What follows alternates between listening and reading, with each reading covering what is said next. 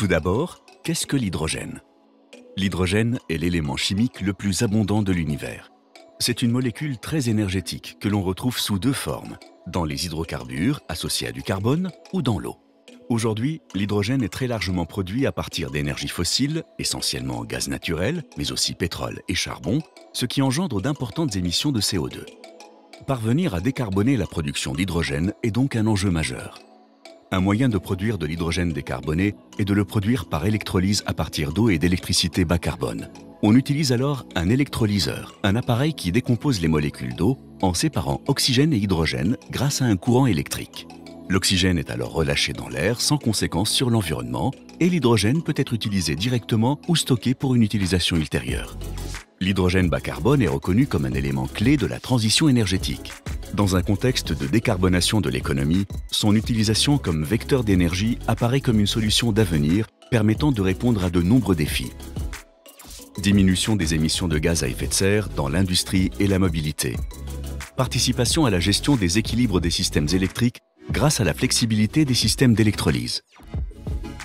En France, dans les années à venir, l'hydrogène décarboné pourra se substituer à l'hydrogène carboné déjà utilisé dans l'industrie, servir de matière première pour fabriquer des produits industriels de façon décarbonée, alimenter une partie du parc de véhicules pour le transport lourd, camions, bus, trains, bateaux, ainsi que sans doute pour des flottes de véhicules légers.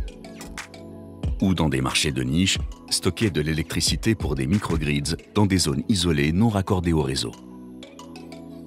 Toutes ces perspectives d'application requièrent encore des travaux de R&D afin de développer des solutions d'hydrogène décarboné. Depuis plus de 15 ans, la R&D avec l'Université de Karlsruhe a fondé IFER, Centre de recherche et pôle d'expertise sur l'hydrogène.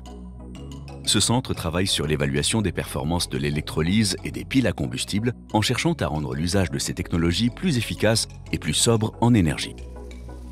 Dans notre centre de recherche EDF Lab Les Renardières, la plateforme de test d'électrolyseurs permet de qualifier et de tester les électrolyseurs du marché en vue de leur déploiement dans des projets industriels.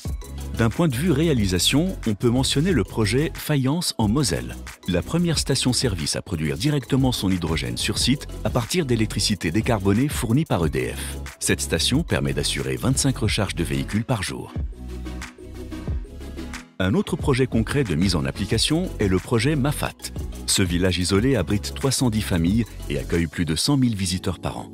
EDF a mis en place un dispositif dans lequel l'électricité produite par des panneaux photovoltaïques est transformée en hydrogène par électrolyse pour pouvoir être stockée sans limite de temps.